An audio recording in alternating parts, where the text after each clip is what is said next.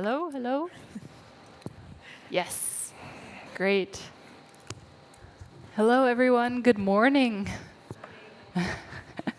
Thank you for joining us today so early, even before the opening ceremony of the IACC. It's great to see so many familiar faces. So we're going to jump right in and get started. We have an hour and a half. And it's great you made it here. So my name is Danella Newman, and I work for the UNCAC Coalition, a global civil society network of more than 400 civil society organizations dedicated to the implementation and monitoring of the UN Convention Against Corruption, the UNCAC. It is my pleasure today to be joined by this wonderful group of panelists. So, to my left, we have Tatiana Khutor, Executive Director of the Ukraine-based NGO Institute of Legislative Ideas, Senior Lecturer at the National University of Kyiv, Mohyla Academy, and currently visiting Professor of Practice at George Mason University, Schar School of Policy and Government. Just yesterday, we published her organization's Civil Society Parallel Report on UNCAC implementation in Ukraine, so check it out after this. Her organization also developed an online tool to monitor Ukraine's implementation of international anti-corruption commitments, such as the UNCAC, which we will be hearing more about in a bit.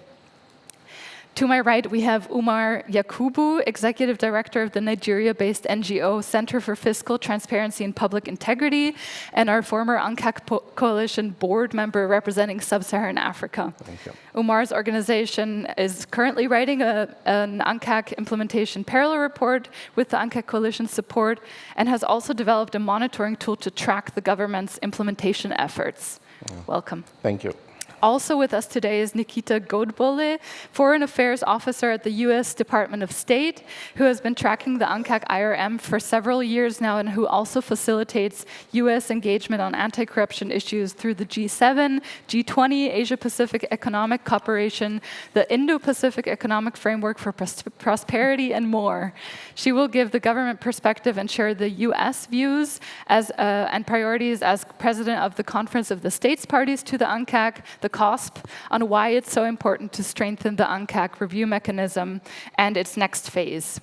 And last but not least, we have my colleague to the very left, my left, Karina Gilfillan, Senior Analyst at the UNCAC Coalition, who will give the international civil society or coalition perspective on why it is so important for CSOs globally to care about strengthening the UNCAC IRM, for more accountability, engagement, and for more effective outcomes in the fight against corruption. So welcome to all of you, and thank you for joining us today. Thank you.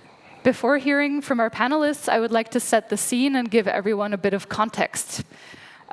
People are entitled to know how their government is performing on their international commitments like the UN Convention Against Corruption, or UNCAC, which is the only global, binding, and comprehensive anti-corruption mechanism with 190 states parties. However, the UNCAC's implementation review mechanism, or IRM, lags behind other monitoring mechanisms in terms of transparency, inclusiveness, and follow-up. The IRM is a peer review process states parties go through to assess their implementation of the UNCAC. The first phase of the IRM comprises 2 review cycles. The first cycle was planned for 2010 to 2015, reviewing UNCAC chapters 3 and 4. The second review cycle, under the first review phase, covering Chapter 2 on preventive measures and Chapter 5 on asset recovery, was initially foreseen for the time span 2015 to 2020. However, due to significant delays, the UNCAC COSP decided to extend the duration of the second cycle, first to 2024, then 2025, and recently at the last COSP, it is now expected that approximately 70% of country reviews will have been completed by 2026. And states will endeavor to launch the next phase of the IRM as soon as possible. But currently, there is no follow-up phase to the IRM in place. Now, unfortunately, there have been challenges related to transparency and civil society participation since the IRM was launched in 2010. Despite the efforts of civil society, including Transparency International, in advocating for a strong and effective and inclusive review mechanism. The adoption of the IRM itself was a great success, but it was adopted with shortcomings in terms of transparency, inclusiveness, effectiveness, and efficiency, as we will hear from our panelists today. We as the UNCAC Coalition are doing a lot of work to facilitate civil society participation in UNCAC reviews, and while we are happy to do this, we believe that civil society should have the space to provide substantive input instead of fighting for the space to participate in the first place. Currently, states parties are discussing how the next phase of the IRM should look like in UNCAC working group meetings at the UN in Vienna. The aim is to reach a decision at the 11th conference of the states parties to the UNCAC in late 2025. Since civil society is excluded from these discussions, we wanted to create a space here for civil society, government, and other stakeholders to discuss advocacy approaches and develop concrete recommendations to ensure a strong next phase of the UNCAC's IRM. In the next hour, we will hear from the US government, which currently holds the presidency of the COSP, on its priorities of civil society inclusion and initiatives to ensure governments and civil society work together in the fight against corruption. We will hear examples of how civil society is contributing to national UNCAC reviews, working on reform efforts, and holding their government to account with monitoring tools that have been developed to ensure the government's UNCAC commitments and review recommendations are followed up on, despite there not being an official follow-up mechanism in place today. Today, we are building on the efforts of TI and other civil society stakeholders who fought long and hard for the UNCAC IRM to be established in the first place. Over the next year, it is the UNCAC Coalition's priority to work with government, civil society, and other stakeholders to push for a more transparent, inclusive, efficient, and effective UNCAC review mechanism, which actually holds governments to account. So we hope many of you will join us in this endeavor. So with that brief introduction, I would like to turn to our first panelist, Nikita, to tell us a bit more about what are the US's priorities during its COSP presidency related to civic space, and how do you see the need to strengthen the IRM, especially now that states are starting to discuss how such a next phase or follow-up phase should look like. Yeah, well, first and foremost, I would really like to thank the UNCAC Coalition for putting together this discussion today. It's incredibly timely and important, and I really look forward to today and this week's discussions and outcomes, as the voices of civil society are crucial to shape the future of the IRM and collective anti-corruption goals. So the United States prioritizes engagement with civil society across all of our work, including the UNCAC. We, like so many other UNCAC states parties, see how imperative it is to have discussions like this with our civil society and non-governmental partners. So today is particularly important to me as I look forward to hearing from my esteemed co-panelists.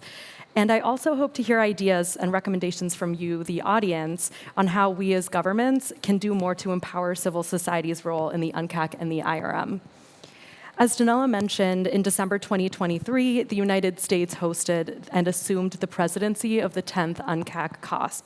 Approximately 2,600 individuals participated in the conference, with an unprecedented amount of civil society members, academics, young people, and private sector leaders. This made the US-hosted COSP the most attended and inclusive in the conference's history, and we are really proud of that. One of our main priorities for our presidency is championing the role of civil society in the fight against corruption. As part of this priority, the United States organized the first ever anti-corruption civil society forum in the lead up to the COSP. The Civil Society Forum not only enhanced dialogue between states parties, civil society, academia, and other stakeholders, but it also laid groundwork to build upon. We hope the successes of the forum establishes this type of dialogue as a routine part of COSP proceedings. As part of the forum, we collaborated with civil society to provide opportunities to share views on COSP resolution texts. It was very helpful to have the expertise as we engaged in negotiations later that week. On civic space in particular, we were pleased to have a side event focused on this issue during the forum, though there is much work to still be done in that area. Insecure governments that fear criticism or dissent go to great lengths to silence their critics, particularly the civil society that monitors them. There are disturbing trends of increasing restrictions on civil society globally. It is therefore crucial that we support civil society's ability to provide expertise, represent marginalized groups, and ensure accountability to improve the operation and outcomes of anti-corruption efforts worldwide. The United States, for its part, is committed to defending the crucial role played by civil society.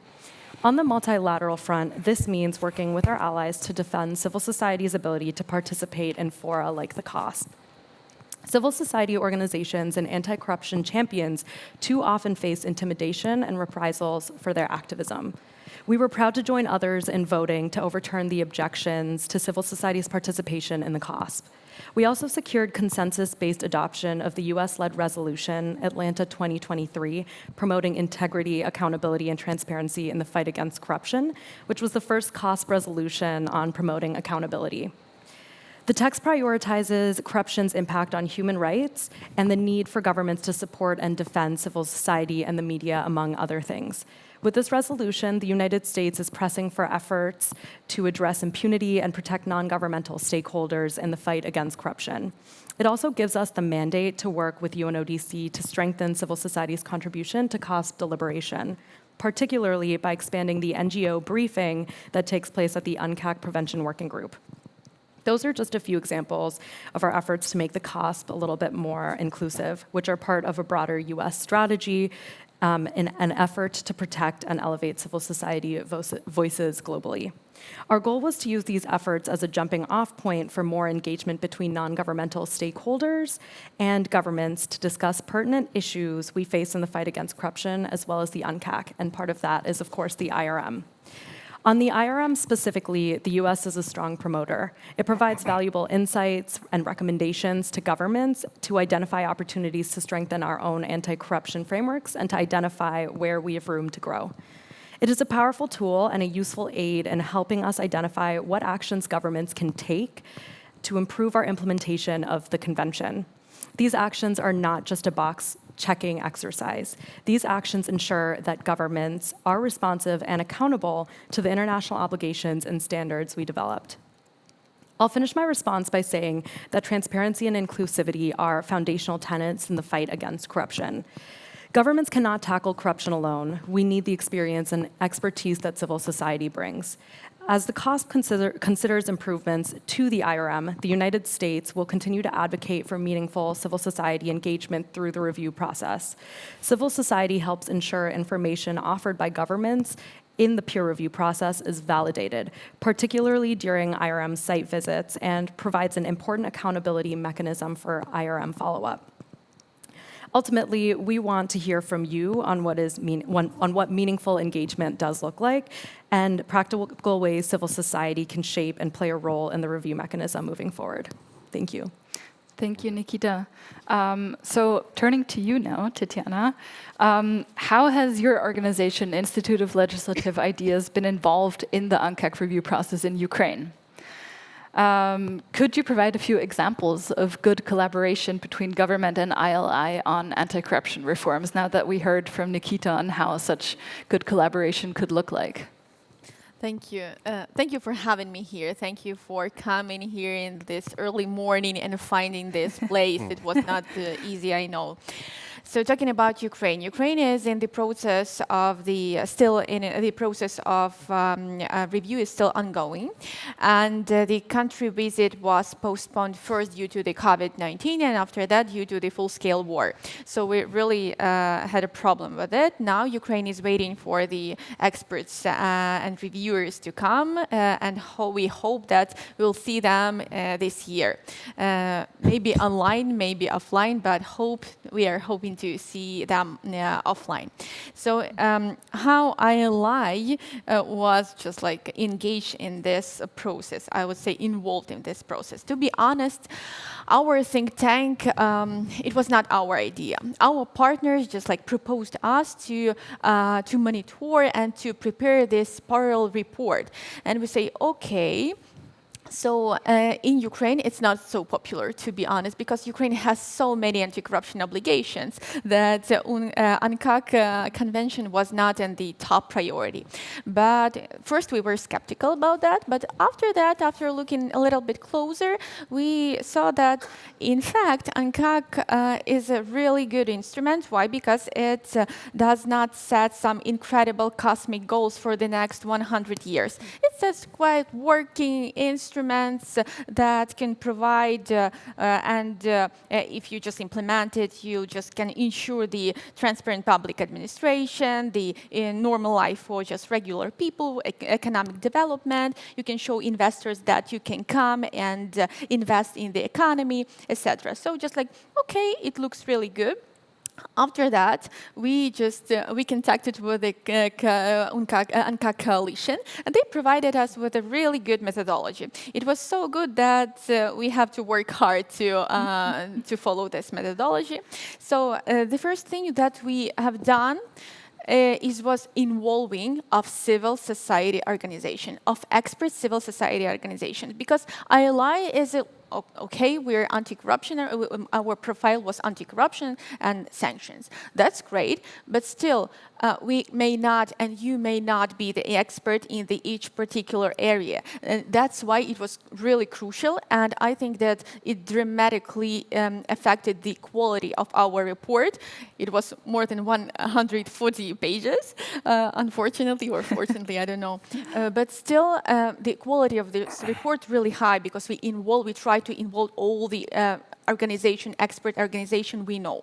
So we conducted more than, I think, 50 in-depth analytical interviews with this organization. We found anti-corruption activists all around the country, journalists all around the country, and conducted the interview with them. After drafting the very first the draft of the report, we showed it to not only to the UNCAC coalition, but to our partners, TI Ukraine. They gave us the feedback on it. So due to all these steps, we hope that it may be like the most objective, just like as you can imagine, but still, after that, we decided, okay, we see only the civil society perspective of the situation. Now we have to ask the government agencies. And NACP, National Agency on Corruption Prevention in Ukraine, is the focal point, the government focal point for the UNCAC implementation. And they provided us with all the context, with all the information they had regarding the implementation of UNCAC. In fact, it was unprecedented, because they shared the information with us. We use not only this information, but we asked another profile organization and governmental agency for the interviews. They were very open. Why? Because they understood that if we prepare this report and we will not include their information, so it would be the loss for them. It's better for them to provide us this information. Of course, we'll recheck it with a civil society organization, but we'll come with the most objective report we just can get. So after doing this, we just decided, okay, we'll have this report, just it will be the paper, and that's it. It's not enough, because the information would be not actual, just not up to date. So if we started this report in 1991, just can you imagine what you can find today? It would be totally not actual. So we decided to create the monitoring platform and to update this information systematically, maybe once in a quarter. So we decided to create this platform, and we came to NACP and said, okay, we'll have our report, and maybe you want in the same platform to present your assessment, to present your position, governmental position. And they said, okay, we're ready for that. So Unfortunately, they haven't provided the final report because they didn't finalize it.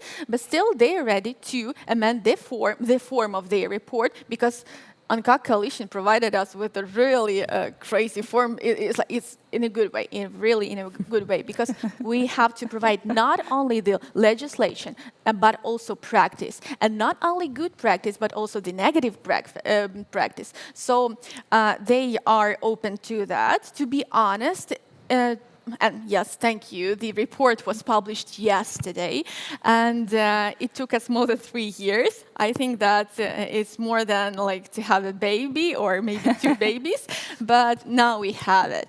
And what we can see on this practical example, that there is many options for the cooperation with government and governmental agencies, and we need to cooperate with them. If you can, you have to do that. In this case, you'll have more information, more impact, and if you have this, the platform, something like super updated information, there will be more interest in cooperation with you, because they will know that the information would not be only in that paper or online just document that is published somewhere, and there would be always an option for them to say, oh, it's not an actual information, we have already done so many things just like after that. So it's really crucial to have this cooperation and to have these updated monitoring platforms. Now it's not so hard to create. Thanks. Thank you so much, Tatiana. And as I mentioned, the report was published yesterday. It's 130 pages, but it does have an executive summary, so we invite everyone to come to go check it out. It's really, really a great report, taking on board so many different views, and very, very important, especially in times like these for Ukraine as well. So thank you very much, Tatiana. Now turning to Umar, another civil society perspective, so to say. So the same question to you. How was your organization, Center for Fiscal Transparency and Public Integrity, involved in the UNCAC review process, says first and second cycle, which have been completed in Nigeria? And could you provide examples of good collaboration between your organization and the government on anti-corruption reforms? Okay, thank you for inviting me.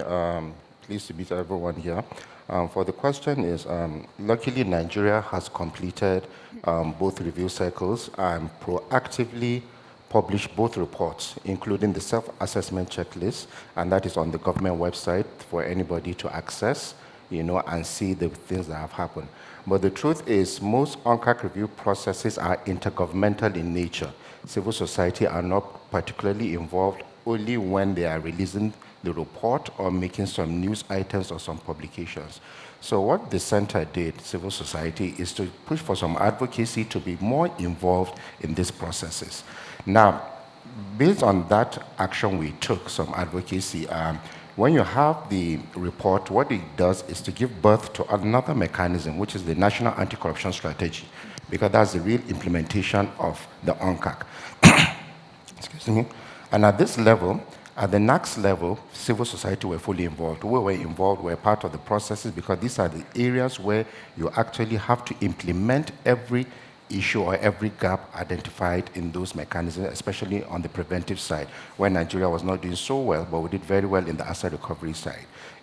So at the National Anti-Corruption Strategy level, we started in 2017 to 2021. That was the first cycle that elapsed. So we now have 2022 to 2026. Civil society is fully involved, and that's because of the kind of advocacy we did, that we need to be involved in this kind of processes.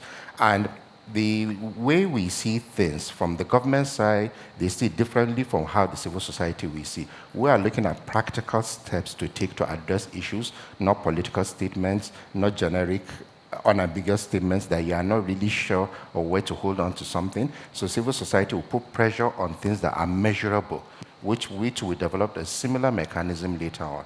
And the involvement of civil society also led to us now, we're the ones developing the para report, but we have not finished, or like we just started about 2 months ago, so we hope to finish it very soon. So these are the kind of things that the involvement of civil society has helped in Nigeria proactively, publishing all reports, though it's not mandatory, and they are now fully involving civil society in the implementation of the UNCAC.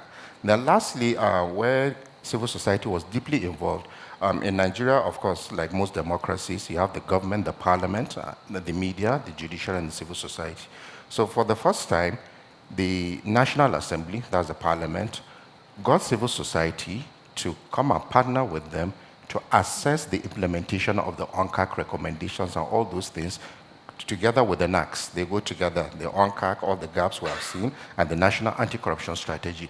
And the civil society, our organization, that served as part of the technical team that were reviewing all these things. And every government agency, now we're talking about excuse me, over 20 government agencies came to give a report on how they have been implementing anti-corruption reforms. And this was done together with civil society and the parliament. So these are the 2 or 3 good practices, I think, from Nigeria that I can give an example of here. Thank you.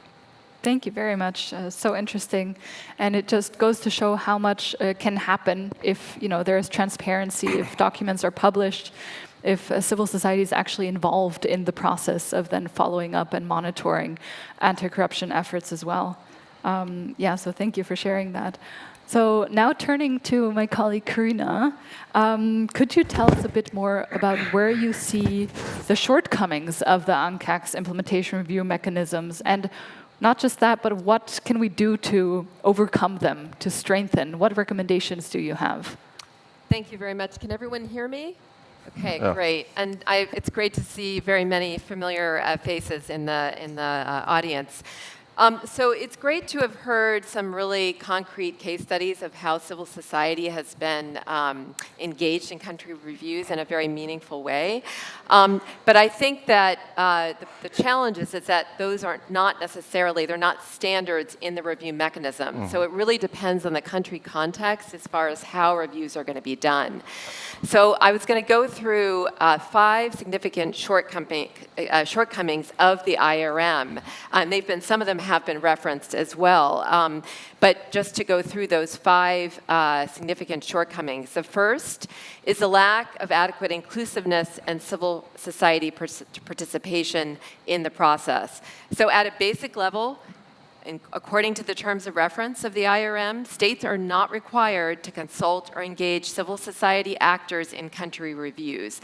Now, they're encouraged at certain points. So, for example, in the development of the self-assessment checklist and during the site visit, but they're not required. So you can imagine that there's varying levels of engagement, and in some cases, no engagement, depending on the country context, the situation. The other real obstacle for civil society engagement is important information about the reviews is often not publicly available, like what the timeline for reviews are, what the status is of reviews, the timing of country visits. Sometimes civil society doesn't even know when or if a country visit has happened, as well as regularly updated focal points within the government of who is in charge of a review, so civil society can find that out and get involved. So even if civil society is consulted, we have found through our work that there are some common challenges for trying to ensure meaningful civil society participation in reviews. For example, civil society organizations sometimes are not given adequate notice about meetings. It's all very last minute, making it difficult to really meaningfully participate. Or they're going to participate in a meeting, but the government under review is sitting in the meeting, and the civil society groups feel like they have to hold back a bit. Or the question is, are there independent NGOs that are involved in the review, independent of the government? That's another challenge in some contexts. At the global level, there's a real challenge for civil society. The subsidiary body of the UNCAC, the Implementation Review Group, which oversees generally the review mechanism and the performance, civil society is not allowed to participate as observers. So we really don't know what is going on in this review group. And as I understand it, the review group, unlike other monitoring mechanisms, doesn't really focus on specific country reviews, right? And so it's even within that, there's a lack of transparency, there's kind of a general agenda for the IRG, but there's not really more information than that. And I think that the IRG meetings are not really meaningfully used to really talk about country reviews and follow-up actions. The second other significant shortcoming in the review mechanism is the need for greater transparency, and this obviously links with civil society participation as well. So we've heard in the case, for example, of Nigeria, that their country report has been made public as well as a self-assessment checklist. And that's great, but that's not required. So countries can just publish an executive summary, which is a much, much, much smaller, 10-page summary, and it really doesn't reflect what's fully in the report and the findings. And this prevents important anti-corruption information from getting out into the public domain. That's not just for civil society, it can be for donors, it can be for international organizations that would find that information useful. As I mentioned, there's this lack of transparency about the timeline for reviews, about the focal points, so that's another major obstacle. I would also say that the IRM makes it what we found, it makes it very difficult for civil society to give input. So in order for civil society organizations to provide a submission or a parallel report, they have to get the country under review to give permission for that. Now, in some cases, maybe the US, Nigeria, Ukraine would agree for the parallel report. But in other countries, they don't want the parallel reports to be submitted or considered. So, that's a problem, and that's something that we need to see change to really have meaningful reviews. The third significant shortcoming, the IRM is very inefficient. There have been incredibly long delays with carrying out and completing reviews. Now, we have obviously had challenges, particularly with the second cycle with COVID, but that doesn't excuse all the reviews. On average, I think originally they were thinking that these reviews would take 6 months. That was in the kind of the model. The average, a few years ago, that UN and ODC had cited was that the average country review takes about 32 months. And I suspect it might have gone up. From what I've seen, sometimes these reviews can take 3-4 years. And of course, if you're going to have an effective, efficient, and timely review mechanism, if you have really long country review processes, it doesn't make it very effective or up to date. So that's a real challenge. Now, the fourth significant shortcoming is that this is a big one, there's no systematic follow-up process that's part of the IRM. So these governments do these country reports, they identify all these recommendations, observations, ways that they need to improve. And then since 2010, when this has been launched, there's been no follow-up, no study on whether countries have actually taken those recommendations and implemented it to improve their UNCAC frameworks and implementation. So there's no accountability, or very little. And that's what this is supposed to be about. It's supposed to be about promoting accountability. So that really does need to be changed. The fifth significant shortcoming is that there's not been adequate focus on looking at the actual implementation of legal frameworks in practice, really to see how are they working, what are the outcomes, are they achieving the goals of reducing corruption? And I think you'll see with a lot of other review mechanisms that they have moved forward with really concretely looking at that implementation element. So I think that's where we need to see more focus in the future. Now, just really quickly, because this is a very important part, because of the UNCAC Coalition and all of our members, all of civil society across the globe that have found it very challenging, we have launched a number of tools, programs, and activities, as Danella said, to really promote civil society participation, increase transparency, and increase the effectiveness of these reviews. And so I'd like to just highlight a few of those, which also really shows the flaws in the IRM. So one of them is the what's called the Review Status Tracker, and that's a map basically through a lot of outreach that the UNCAC Coalition is doing, and particularly Danella, who's amazing, who's reaching out to governments all the time to ask them about their reviews. We have been able to try to fill in the gaps because of this lack of transparency. And so on this tracker, which I'm not sure we've been able to show, you will see it's color-coded, indicating different stages of the review. And if it was on the screen, I would say that you can go online and check. You'll see there's a good number of purple countries where we actually do not have any information about the reviews, despite reaching out, not one time, but repeatedly. Every year we reach out. Actually, I think it's twice a year, if I'm correct, Anela. So it's a lot of outreach, and we still don't know in those purple countries what the status is. And if you go to the UNODC website, it's not set up to really provide you that information at all. But this is a very kind of comprehensive tracker that the UNCAC Coalition has developed, and you can go in and get very specific information about stakeholders involved, the status, of the focal points, et cetera. There's another part of the screen that has all that information. And so this is what we've had to do given the weaknesses and lack of transparency in the process. We've also launched an access to information campaign where we've put in freedom of information requests to get these country reports and self-assessment checklists if they're not put out, because countries, I should have mentioned, can voluntarily publish. And there are a good number that have, but there are many that have not. And so this access to information campaign tries to get that information. And as we've heard, we do work with civil society, provide support for these development of parallel reports. And and developed other tools, including also promoting follow-up activities. And just to always say, I'll also say on a positive note that I think there's a growing number of countries that are supporting and want to carry out more transparent and inclusive reviews. The UK announced at the COSP in Atlanta a new IRM initiative that was endorsed by over 60 countries, where they have basically made a commitment to publish the country report, to involve civil society in not just the reviews but the follow-up, and put out a timeline for the country reviews to increase transparency. And the UNCAC Coalition as well has a transparency pledge as well to try to do so, with 39 countries signed on. Thanks, Karina. There's so much to cover. There really is. You can find all of the tools, we call them the UNCAC Coalition tools that Karina mentioned, also on our website. So a lot to take in there. But now moving specifically on to the next phase of the IRM and how that could look like. Nikita, what's your perspective? What would an effective next phase of the review mechanism look like, and why is it so important to strengthen it?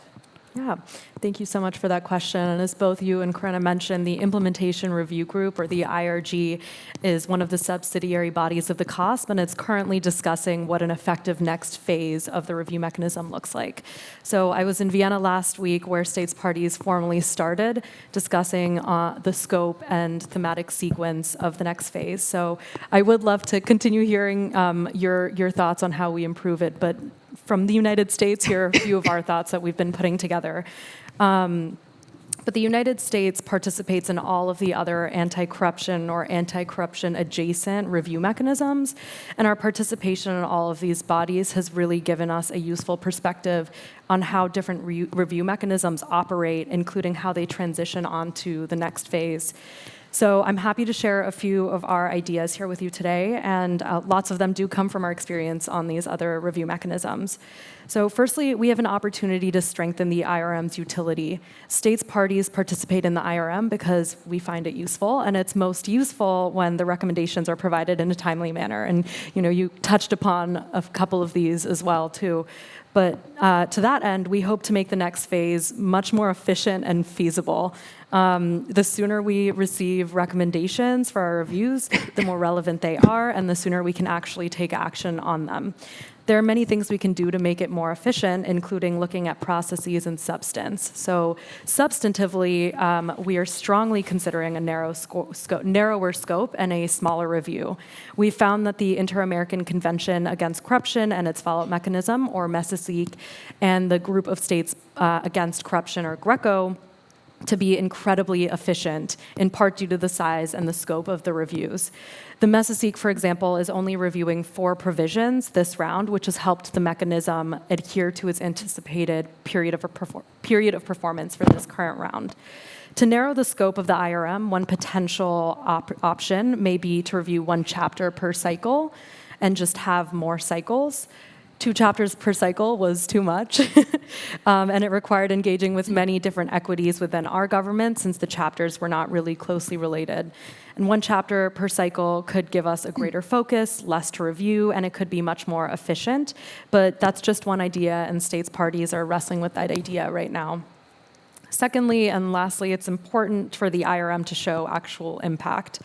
We think of impact in 2 different ways as the US government, and one is our government's actually implementing the recommendations included in the report, and the second is our government's actually effective at countering corruption.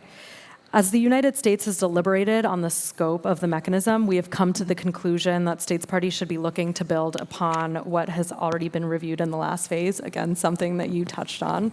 And for instance, if we already looked at whether the legislative and regulatory frameworks are in place, we should now be looking at whether we are actually using those laws efficiently. Most other review mechanisms are already doing this, but it would be helpful to have that level of analysis specifically in the UNCAC. States parties are generally in agreement on the need for follow-up, but the modalities are still up in the air. One area of particular interest to states parties is the idea of measuring effectiveness.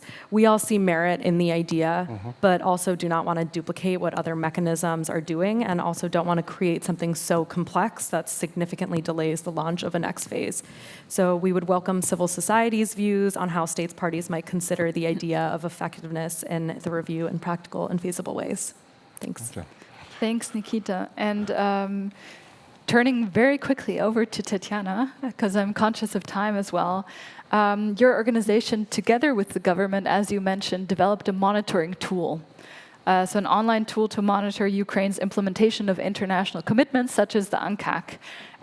So maybe you could tell us a bit more about how did you go about establishing it, and do you already see examples of impact of your monitoring tool?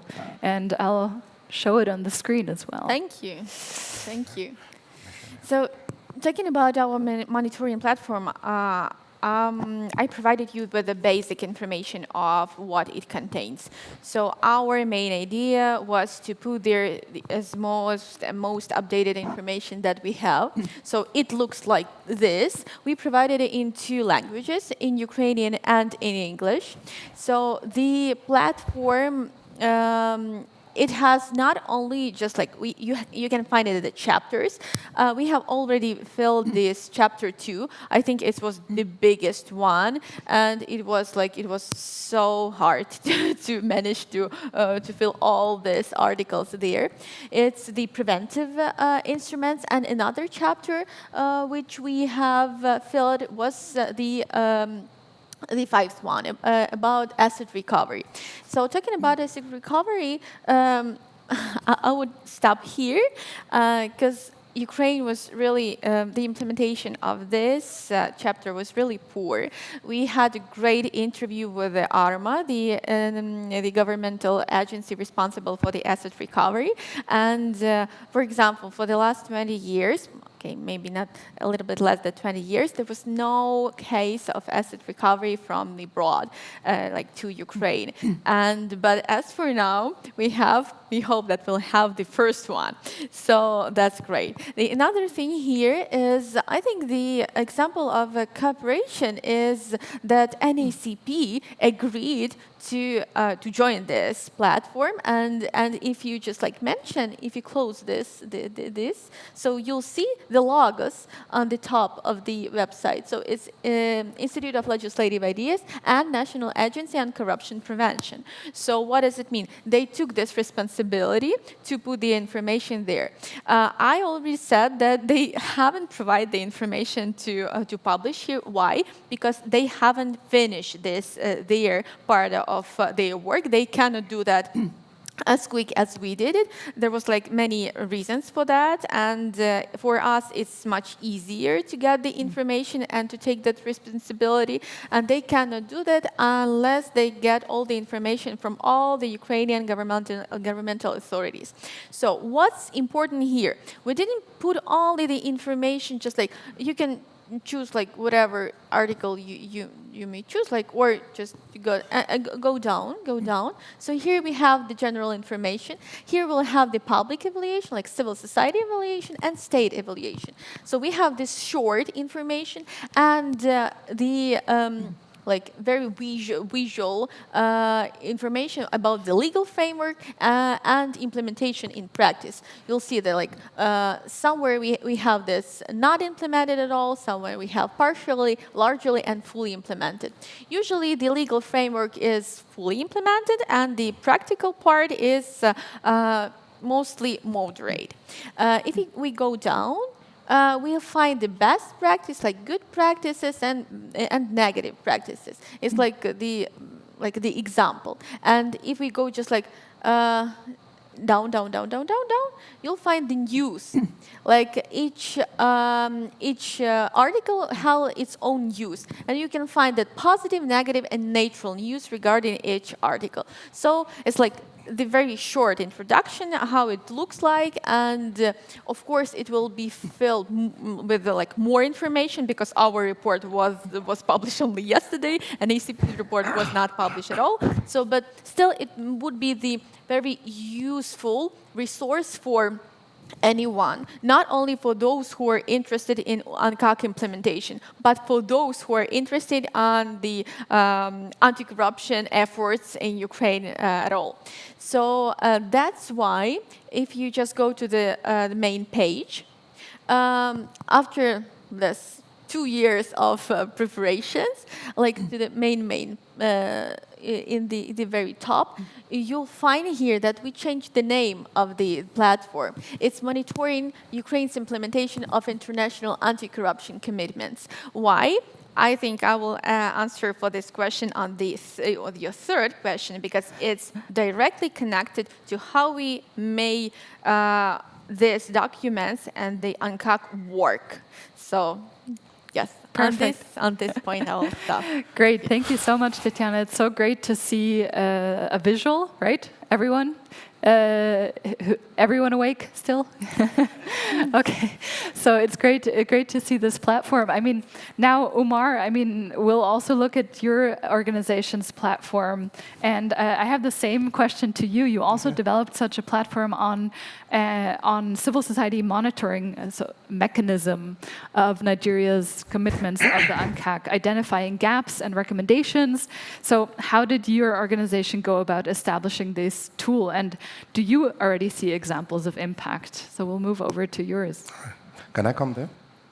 Sure, go ahead. I'll be faster. Yeah. Okay.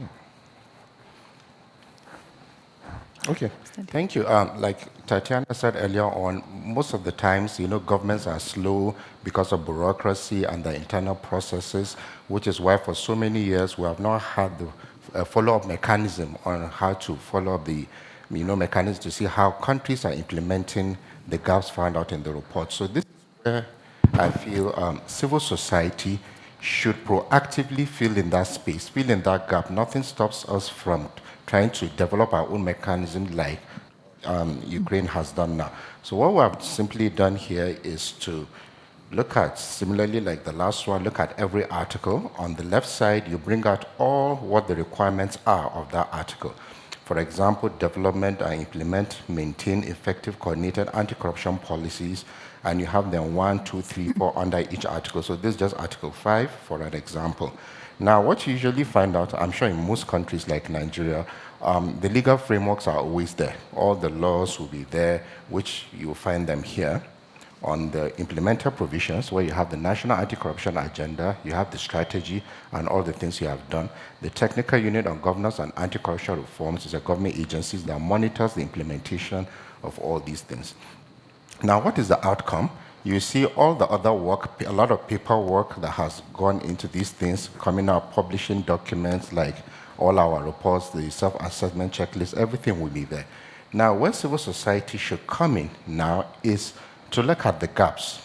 What has been done and what has not been done, which we'll put here in the gaps, And borrowing her word is effectiveness. Now, it's okay to have the laws, it's okay to have the institutional framework where you have all the institutions every day.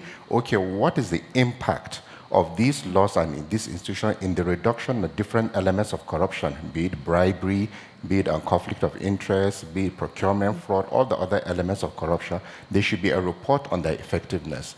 One of the articles talks about, engagement, collaboration, with everybody. So you like to see, okay, how have all these engagements, the advocates, how have they led to a reduction in corruption?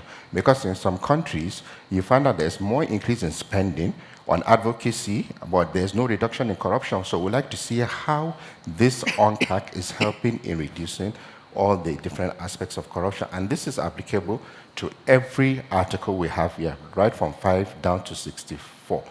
And it's for every article, but we took one more step to now give recommendations on what we think should be done, not just like the normal things that we just release a report and we just leave it. From civil society, this is what should be done, and it's measurable. At the end of every year, we're going to take an assessment to see how you have implemented every single thing we have recommended within the year. Just one example, if you look at the 7, we're talking about procurement fraud now, where most of the corruption, public sector corruption, goes to implement an e-procurement system. Now, it may not be a recommendation of the UNCAC, but something civil society were advocating for. If you have an e-procurement system, research has shown that your corruption levels will drop. So this is just one example I wanted to show. So if you come here and click on any article, you see all of them here, so it's the same thing. It's the same thing, so it will drop. And you see the implemented provisions, you see the outcome of those provisions, the legal framework and institutional framework. Then this is where our work comes in, the gaps, what we think has not been done or what has not been published. Because it's possible that they have done the work, but it's not in the public domain. And transparency is critical in this business, and we now make the same recommendations for each article. So basically, this is what Nigeria has done, and we hope other countries will just adopt it, as a way to fill in that gap for follow-up mechanism. Thank you. Excellent. Thank you so much.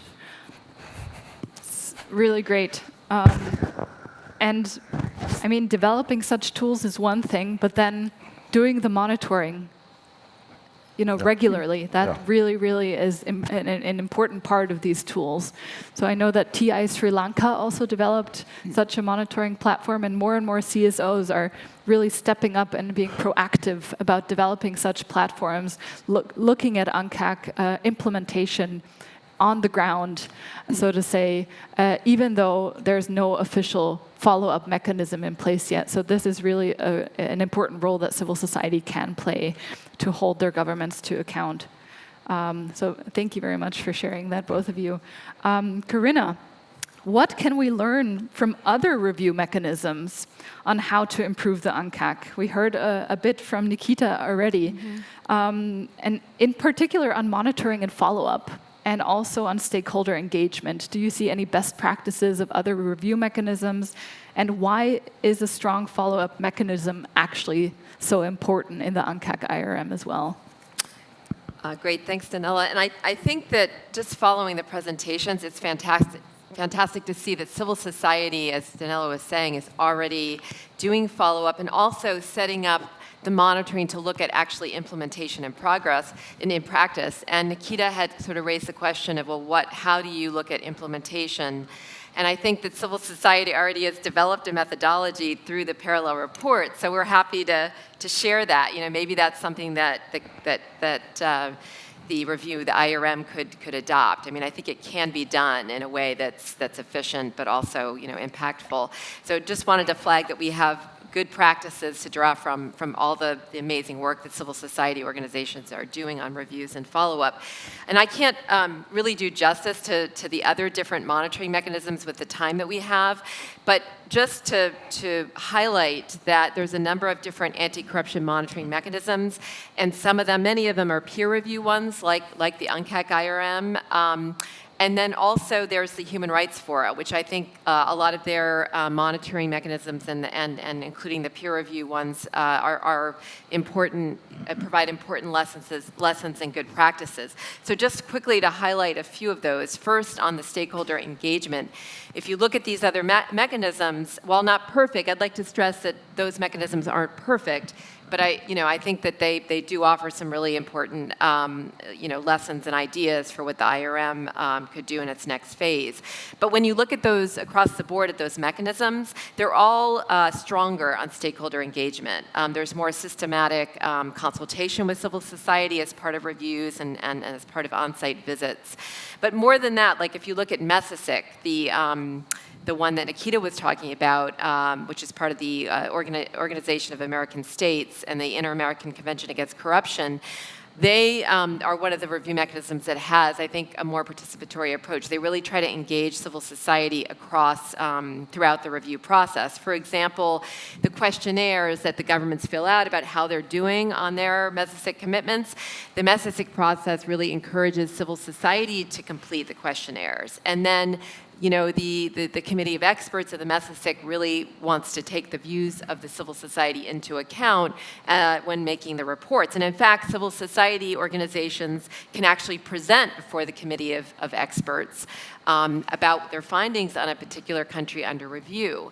That's the kind of thing that I think the UNCAC IRM and the IRG would really benefit from having in the next phase. Now, another monitoring mechanism I think has a lot of good stakeholder engagement practices is the Istanbul Anti-Corruption Action Plan, and that's for Eastern Europe. It covers, it's like a sub-regional peer review mechanism. It covers Eastern Europe and Central Asian countries. And again, they have a continuous monitoring program. They really try to include civil society kind of as partners throughout the monitoring process. One thing that I think is really stands out is that the representatives of civil society can actually be active participants in the plenary meetings where they're discussing the country under reviews, the reports. They can present their views, not just on how a country under review is doing, but on the draft monitoring reports. At least that's what they did in one of the monitoring cycles. And they can even, as I understand it, propose amendments to the draft monitoring report. So really active participants. And then again, their guidelines for the visits explicit. They say that civil society should have meetings with the reviewers, and the government should abstain from participating. So again, that's another good practice from that. With the Human Rights Fora, I know there are some experts out in the audience on the Human Rights Fora. I'm not going to be able to do it justice, but just to say that there's a lot of good practices from there as well about, and really soliciting stakeholders' approach and reflecting that in reports and having civil society groups being able to present on their findings. And I'd like to highlight that the UNODC carried out a study looking at all these other review mechanisms, and they looked at stakeholder engagement, and they found that all these other review mechanisms, when they were interviewed, said, yes, stakeholder engagement is beneficial, and they help improve the quality, the outcomes of the process. They improve the quality of country reports, and they help with follow-up measures, helping to make sure that happens, which we've seen with the presentations. And of course, these other mechanisms, they publish their country reports. So the IRM is way behind on that front. Country reports are published in other anti-corruption monitoring processes, or the vast majority of those processes. Now, on the structured follow-up process, again, what we're finding is that the IRM falls way behind on that. Other mechanisms, they all have some kind of structured follow-up process, and I'm not saying that it's perfect or it's perfectly implemented. And many have started out by looking at legal frameworks, but then they move into looking at implementation and practice. So there's a lot of other practices out there, and they've been able to do it efficiently. So I think, MESASIC, Anti-Bribery Convention, they all have it. The FATF as well has developed a way of looking at outcomes, whether regulations are achieving outcomes. So I'm not going to go into all the details on it, but they basically, most of them have a process of basically looking at the recommendations from previous reviews and whether they've been implemented. And if they haven't, then, like Greco, they're very rigorous there about having the country having to go back and implement and report again. And then in Mezisic, you have annual progress reports about what they've done on unimplemented recommendations. There's a lot of ideas out there that I think are very relevant to the IRM. So yeah, and so just to emphasize that there are governments, in the IRM, as we've seen with the presentations from Ukraine and Nigeria, that are doing that. They're already going forward. They're going way beyond what they're required to do. And so we really need to build on that for getting a stronger next phase. Thanks, Karina. So I'm conscious of time. We have one more round of questions, but we will have some time for questions and engagement with the audience as well. So maybe I'd ask the panelists for concise answers, please. So Tetiana, changing the order here. Based on your experiences at the national level, what do you think is important for the next follow-up phase of the UNCAC IRM? I would say that I would answer in a little bit another way. How we can make our reports work. Because it's crucial not just to have a monitoring platform, to have a report, but to make it work. And let's be honest, sometimes UNCAC, this convention, is called as a toothless instrument, let's be honest, because it does not contain this strict instruments, how you can make the country implement all these great ideas that are set there. And to be honest, only social like NGOs, CSOs, and interested government and agencies can provide the implementation of all these recommendations we are talking about. If you don't have some, it would be the report, and that's it. So talking about Ukrainian, how to do that practically.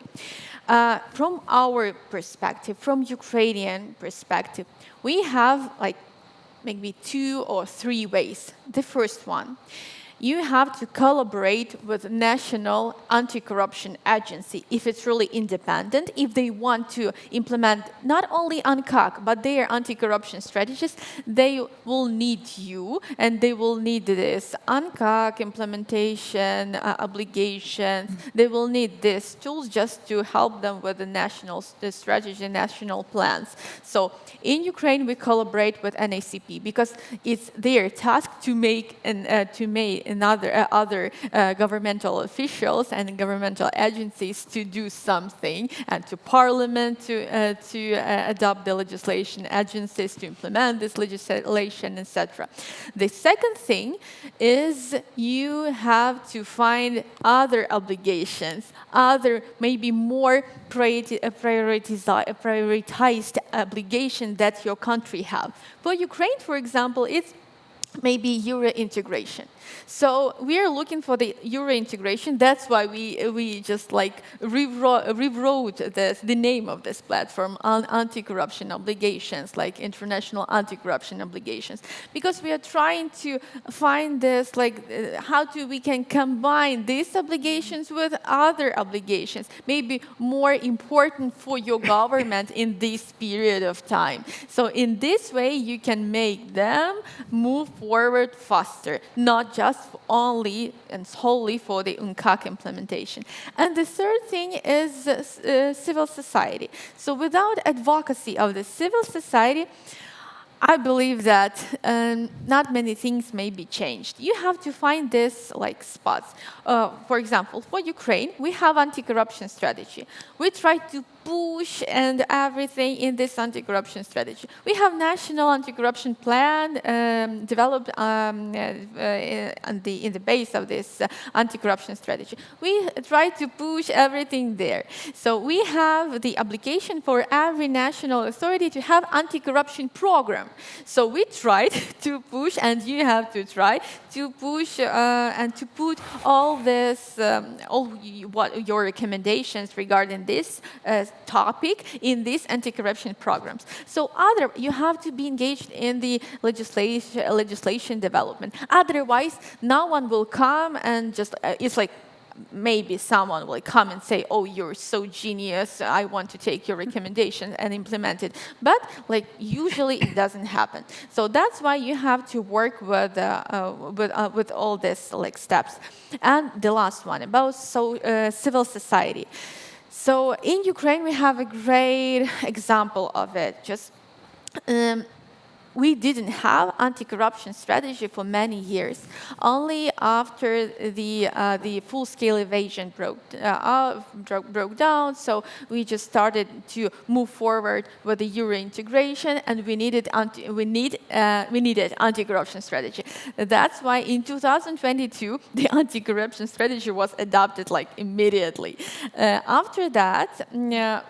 After full-scale evasion, many our obligations and indicators were dropped down, but in 1.5 years they were raised up because we needed to show this result, and our government needed to show this result. Ukraine has the final thing. Ukraine still has and had a great electronic declarations of public officials set. So it was example for many countries. But after the full-scale evasion, because of the security reasons, this database was closed, and for like more than a year it was closed. But there was another reform, and even our international partners, they didn't want to ask Ukrainian government to make it public. Why? Because maybe there is like security reasons and all that. Ukrainian government, of course, they were happy not to publish it, but Ukrainian society, and they said, so it's so dangerous for those people who are on the front. And after civil society activists who were in the front, because so many civil society activists are in the front now, they published the petition, the open petition to the president. It was incredibly, it was like incredibly short time was needed to get the necessary amount of the signs. It was like 1 day, I believe, maybe, yes, something like that.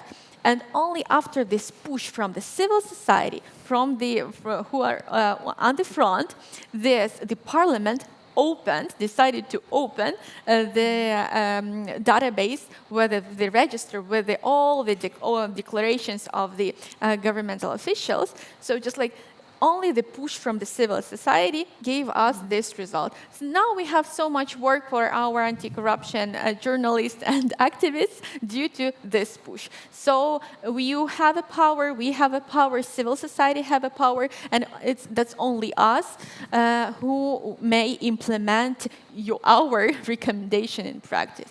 Thank you. Powerful messages right there. We have the power, you have the power, we all have the power. So that would be a good ending, but we're not done yet. So I'm turning to Umar. Same question to you based on your experiences at the national level. What do you think is important for the next follow-up phase of the UNCAC IRM? Okay, the UNCAC, the convention is a beautiful tool for all countries to use to implement, but the ultimate thing is the corruption is a national problem and people see it differently.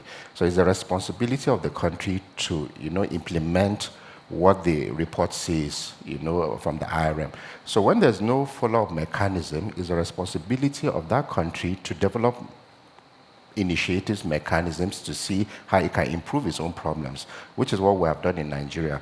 So one of the good things, I think, is now where we have a civil society monitoring tool drawn from the UNCAC and the National Anti-Corruption Strategy that is measurable, and you can measure for implementation, for success, for impact. It is, I think it's nice to see that we engage governments, which they are quite cooperative. We engage the National Assembly, the Congress, the Parliament. They are all cooperative at the same well to see that at every year that there's somebody, a civil society, that is measuring you to ensure that you implement these provisions without necessarily having to wait for for the UNCAC mechanism to come. So I think that's one good practice.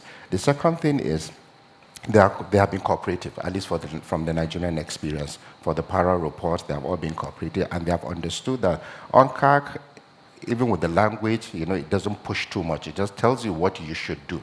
But it's now left for the civil society and the media to tell you exactly what ought not to be done. So these are the two things that I think are quite important, and it's left for all civil society and all other people within the space to ensure that there's full implementation of these principles. Thank you. Very concise. Thank you very much. Nikita, turning to you, what can states do to ensure that we strengthen transparency and participation in the next phase of the IRM in the context of global shrinking civic space as well? And what are specific opportunities for states, civil society, and other non-governmental stakeholders like the private sector to engage? Yeah, thank you so much. And first, I'd like to thank the panelists for those really great responses. That was super helpful. I was taking notes as you were speaking, so thank you so much. But this question is very important, and we've also, of course, begun to look at ways throughout the entire review process for inclusive civil society engagement. And again, we're pulling from our experiences and different mechanisms too here. But I think the clearest and most tangible way for civil society participation is during the country visit at the launch of the review. One thing that states parties were discussing last week was the potential creation of a calendar or a schedule for country visits so that other governments and civil society have a better understanding of when the country visits will actually take place, and then they can also plan and prepare to engage constructively in those reviews. There's an expectation that country under review organize meetings with civil society representatives as well during the site visits, and can engage then with reviewing governments and specific elements for the review. But we could also explore having civil society meet with the reviewing countries and the Secretariat in Vienna so they can provide information and analysis during the preliminary parts of the review process, and this might allow civil society to speak more freely than they could during a site visit. During the review, we also strongly encourage, and as you guys are all showing, the development of shadow reports where civil society can share their own perspectives of government's progress implementing the convention. After the reports are completed, we should definitely consider putting together side events for each country's report on the margin of the IRG or the COSP, where states, parties, and civil society can discuss the outcomes and avenues for implementation. This could provide a space for civil society and states parties to discuss the reviews. The United States hosted a meeting with US-based civil society following the completion of our Greco and MESA-SEEK reports this year and following the publication of our executive summary for the IRM last year. And we appreciated the exchange as we were able to solicit civil society's views on the recommendations. And this is just a starting point. We definitely want to do more in that space. We believe that the IRM reviews will be more reliable, useful, and accountable sources of data if the reviews and their underlying data are public. This is why we've urged all states parties to the UNCAC to sign the UNCAC Coalition Transparency Pledge, and why we urge governments participating in any mechanism to publish their full reports. As we look to consider technical and procedural updates to the review mechanism, we believe we should look at how we can make the outcomes of the review easier to find. Examples include dashboards on the UNODC website with key information like points of contact, review dates, and review status. All this to say, we governments want to continue hearing from civil society and other non-governmental stakeholders on how we can best strengthen transparency and participation in the next phase and what areas you would most like to engage in. So I do look forward to hearing more in the Q&A, and thank you again for your inputs today too. Thank you, Nikita, and I hope we have a few government representatives in the room today as well, taking notes and hopefully also sharing the same opinion in what Nikita just outlined. Finally, turning to you, Karina, what can civil society do? So we heard from what governments can do. Now, what can civil society do to ensure the next phase of the IRM is transparent, inclusive, efficient, and effective, which will improve anti-corruption efforts on the ground? Thank you. I was going to go through what the next phase of the IRM, kind of what we would like to see, but I think I'm going to be really brief on that. Strengthen civil society engagement. That's one of three key things, and we've already heard a lot of ideas about how to do that, but really to promote meaningful engagement in the process. Also enable civil society to really make submissions. Like really, it would be great if the IRM actively tried to, promote civil society submissions and using that, reflecting that in reports.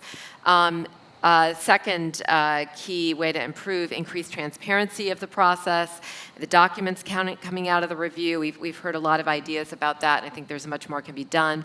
Third, adopt a structured follow-up process so that the IRM has teeth. There's a lot of ways. Well, I mean, I think it's pretty simple on how to do it. I think one thing to think about is focusing on assessing whether countries have implemented recommendations from previous reviews, but because some of those reviews have happened so long ago, maybe also looking at what are the current major corruption risks in a country, and trying to figure out what more needs to be done to tackle that, because the recommendations agreed in, let's say, 2011 in the first phase may be outdated or not relevant right now. So just thinking a little bit about that.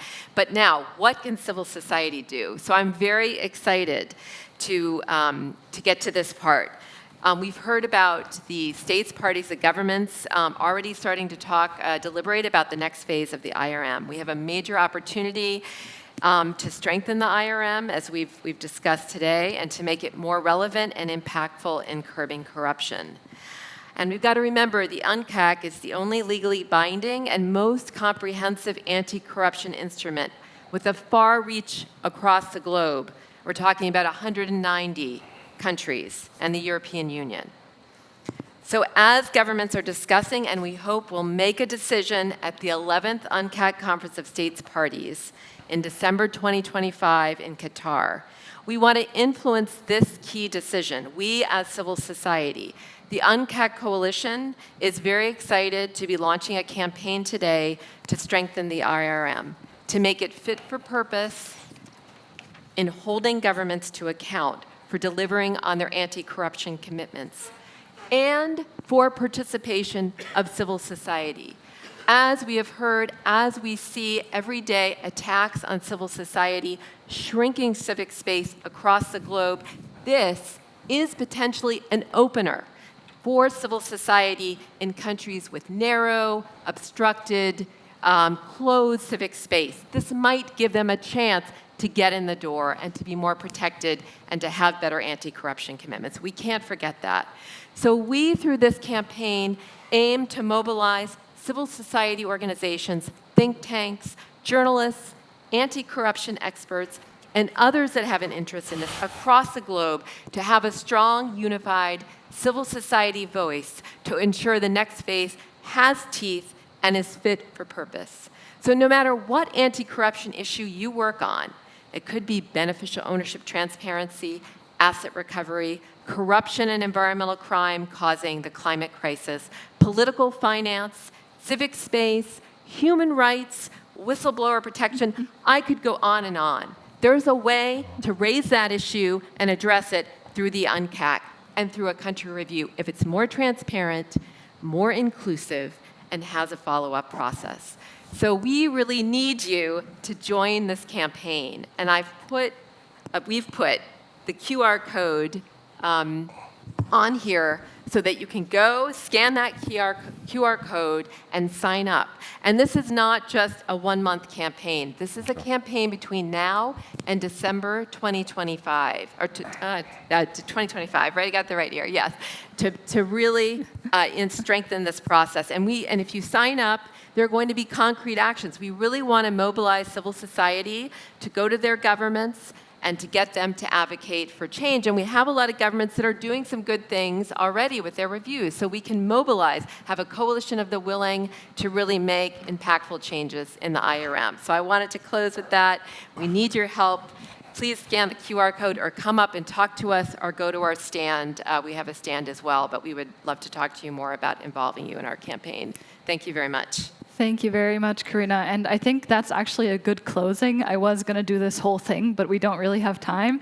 And I think just building on what all of you have said, from a government perspective, working to be inclusive, to really work together, governments, civil society, academia, youth, all different stakeholders working together on anti-corruption efforts. Then we heard from Umar and Tatiana how important it is for civil society to be proactive, to play their role in identifying gaps, recommendations, but to working constructively with governments and actually really trying to see, okay, what can we do to make the fight against corruption actually work, so to say. And as Tatiana said, we have the power, you have the power, so let's use it to hold governments to account. And yeah, we invite you to sign up to our campaign. The UNCAC Coalition will have a stand in the exhibition area where our team will be all week. So feel free to stop by, to engage, to ask questions. We'd like to hear from you, your thoughts as well. And so a big round of applause to our panelists. Thank you very much.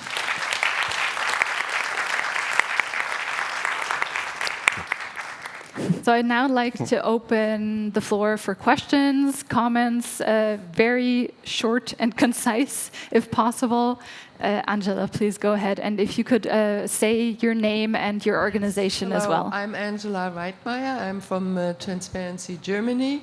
And, you know, in Germany, we don't have a problem with civic space or so, but we have a problem with a government that's kind of complacent. We can talk to them, say, oh, we ought to do this and that, yeah. We need an incentive for the government to tackle corruption, to feel it's an important issue. And I'm looking at you, Nikita, because the US government suddenly discovered that corruption is a security threat. And if you look at it from that perspective, you know, it's a whole different picture. And I want to stress that this is important, and we have discovered it a little bit at Transparency Germany, and we want to push for this, that it's a security threat, and that's why we need to do something. And we've seen Russian money influencing candidates for the European Parliament. We have this suspicion and, you know, some evidence for that. This is really a threat, and we need to do something. Thank you. Thank you very much. So maybe go up here first, and then to Mr. here. Oh, another question there. Okay. Thank you. My name is Pablo. I'm from DLM, a Mexican civil society organization. Thank you for the insight and how useful the monitoring platforms are. Just quickly, I think we were an example on how this implementation review mechanism in the parallel report, it's an actually great opportunity to achieve the promotion of civic space. We've got the opportunity to counsel the Mexican delegation at the UNCAC. However, as Ms. Nikita was mentioning, how governments tend to silence CSOs that raise concerns. Countries like Mexico, we've developed and allowed this civil society participation, yet I think it's differentiating how this retaliation comes from different authorities. You know, it's not the same, the Ministry of Foreign Affairs as the executive. So it's great how tools like this promote civic space. However, CSOs, for example, right now in Mexico are being spied on, are being retaliated on, are being disclosed their sensitive information. So the question would be if international cooperation is the only tool or option we have, or which areas of opportunity we have to the risk that comes within promoting this civic space and achieving these spaces for participation. Thank you. Thank you. So I think we'll collect a few questions, if that's okay. If you want to take notes of a few of the questions that have come up. Thank you. Maybe down here, we have another one. Hello, I'm Kristen from Open Contracting Partnership. I'm also on the UNCAC Coalition board. So just first to thank the UNCAC Coalition team for all the work you're doing. It's genuinely a global public good for all of us. I had a question on measurement and indicators, because I think a lot we're focusing on evaluating implementation, to Corinna's point, based on, is the law there or is it not? Is the regulation there or is it not? It's a yes or no question in a lot of sense. So I was wondering how the panelists have used things like data, indicators. Example from procurement is how many single source bids do you have and awards being going out? And are you, to Umar and in the case of Nigeria and Ukraine, sorry, I forgot. What kind of response are you getting from government on actual implementation when you're evaluating those indicators across the different parts of the convention? Thank you. So should we turn back to the panelists to answer some of the questions, and then we'll take another round? I think let's do that.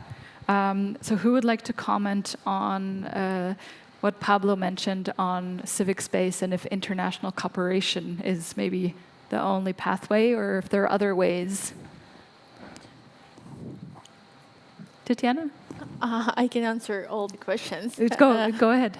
I may start from it's really great comment. We work from Germany. It's the first thing. It's really super great comment, because usually we work with Germany. I just came from Berlin. We talked with your government on sanctions. It is so hard to work on that. It's so hard to address the issue of Russian money, of corruption, of these ties, corrupt types, as it like the issue of security. I totally agree with you. It's super hard, and I think that we have to work on it.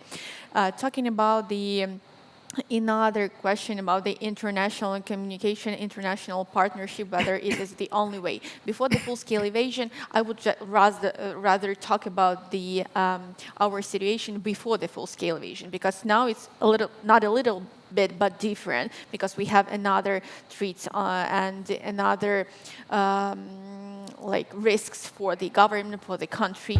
So it's like the situation is a little bit different. But yes, before that, Ukraine and Ukrainian civil society, we just like addressed these issues to international partners, for those from whom Ukraine was, to be honest, dependent, financially dependent. And if in your country you have like the situation, you have to understand from whom your government is dependent. They are not dependent from U.S. civil society organization, but they are dependent from the voters, from one hand. If you may influence the media, it's one situation. If not, you have to find another just subject who may influence your government. Usually it's money. So if the IMF or another organization has this influence, you have to negotiate with them.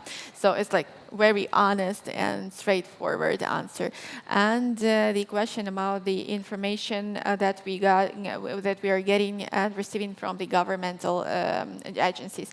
Yes, we had the problem with that, because usually some of the agencies are just like writing the long letters to us, just like, yes, according to this, we have this legislation in place, and this and this and this. But as I mentioned, we have like two perspectives there, from the legislation point of view and practical one.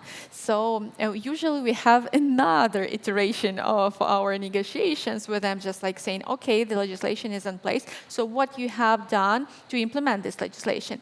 So usually the second round is about statistics and numbers, like, oh, we did like 10, 20, or I don't know how many, like, for example, meetings or trainings or something else, or just we have talking about the procurements, they are just giving us the statistics on that. And after that, we are trying to figure out what does it mean. Is it good? Is it bad? Is it low? Is it high? We are communicate with them. We are having in-depth interview with them and the independent experts, and usually the ex-officials from this authority. It's super useful not only to talk to the current officials, but the ex-officials, and with those who were dismissed from their positions. So usually they have so much information to share. So yeah. Thank you. Anyone else who would like to briefly comment? Yeah, just to her last question, what we are trying to do is using the FATF language. There's technical compliance, then there's effectiveness. Most of the things that are happening within the reviews are technical compliance issues. They don't look at the effectiveness. So this is where civil society will have come in, and we encourage others to come in. Naturally, these tools are new, so there's some level of resistance because they are measurable. So it's either you have it or you don't have it. But so far, I think we'll be getting some level of degree of cooperation, because we're telling you it's the UNCAC. It is not our civil society that generated this. So that's just a response to your question. Thank you. Thank you. Okay, I saw 2 more hands very, very briefly. We're running out of time. Sorry, do we have a microphone? Danella. Oh, And yeah. then Jillian. I think there was one up here. Yeah. Oh.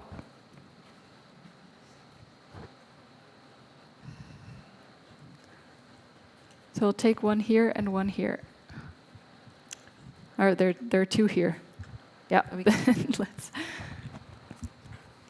Hi, yes, Emily Wegener from Transparency International Defense and Security. Just adding on to my colleague Angela's brilliant point about treating corruption as a security threat or addressing it as a security threat. I wanted to ask, because the UNCAC does make very good provisions on prevention, especially that are very important, especially in defense and security sectors, but a lot of time in these sectors that are so closely connected to security in general, a lot of the UNCAC provisions will not be applied. Defense and security sectors are often exempt due to national security clauses, which are very sort of vaguely applied. What can the IRM review do to strengthen implementation also in these sectors, or ensure that UNCAC provisions are applied across all sectors and increase awareness for that? A lot of time, defense and security sectors are exempt from UNCAC provisions. Gentleman in the back. Thank you. Hi, thank you. Jose Roberto Nuño for Freedom House. I wanted to know which mechanisms can build up to build more pressure against governments in the case of the fight against corruption, and how can the information that some CSOs coalitions can provide to UNCAC can be more considered, not only for the perspective of the governments in case, for example, of Venezuela. There is no information published since 2013 or 2017 for some of the topics in the country, so it would be interesting to know how to build this pressure and how to take more into account the civil society organizations that are doing efforts and being banished and being persecuted and for publishing information about corruption situation in Venezuela. Thank you for that question. We have one final question down here, or comment. And then we'll quickly go back to the panelists and wrap up.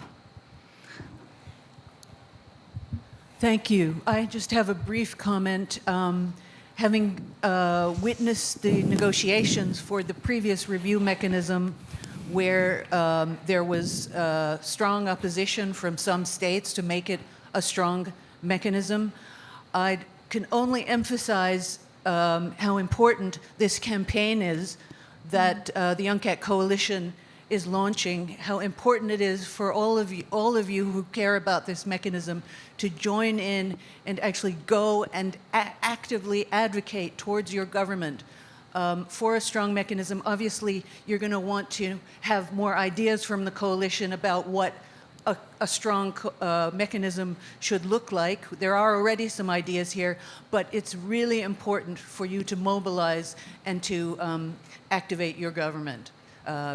If you think your government will be supportive, obviously. Thank you.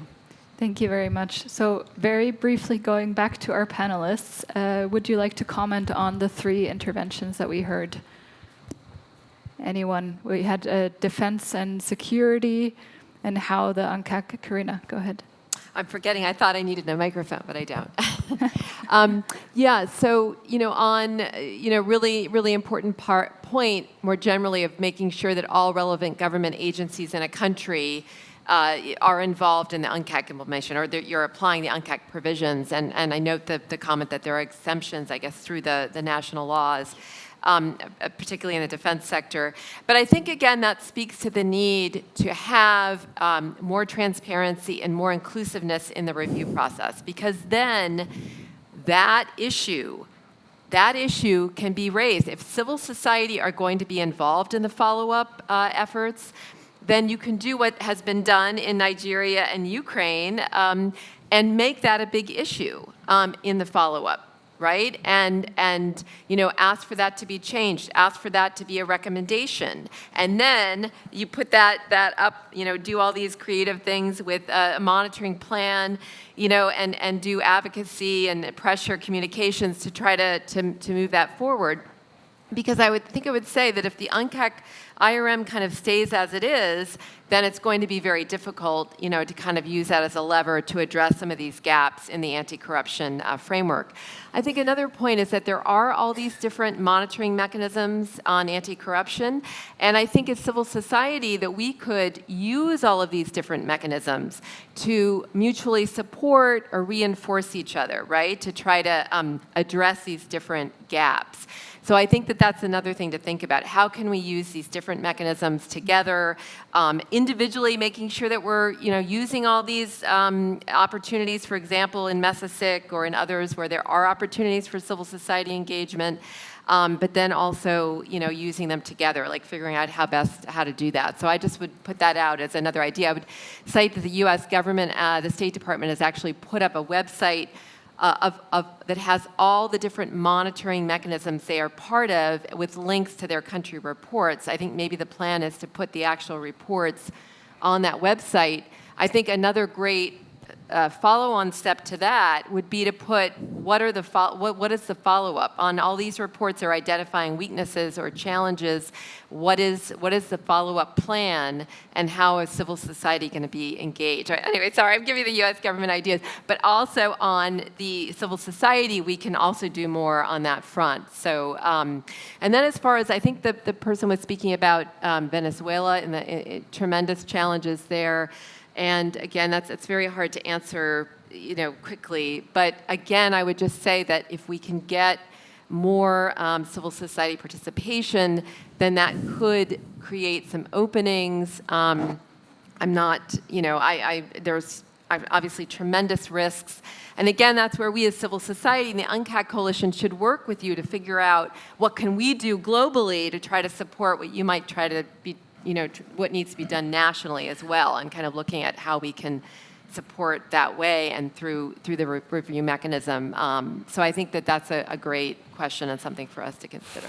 Thanks, Karina. And maybe just to mention also the power of coalitions and networks. Yeah. This is a civil society conference, civil society hosted. We are all here together to push for a common cause, of course, also with supportive governments in the room and other stakeholders as well.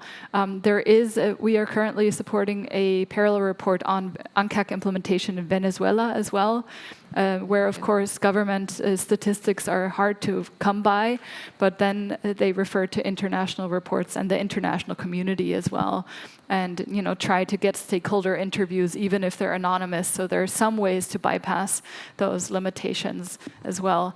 Nikita, did you also want to briefly comment? Yeah, well, I actually was going to echo what you were saying a little bit, and I was going to bring up the website where we have all of our reviews, and they are actually linked to it now with a little bit of a background. Okay. But I would actually love to discuss with you a little bit more about your thoughts. I think it would be really helpful to chat through it. Again, we're in the phases of figuring out exactly how we want to move forward with the IRM, and so it would be great to chat to during this week. Yeah, I think we have to end the event here, but thank you so much, everyone, for joining. Thank you to our panelists, and we're here all week, so come approach us and continue the discussion.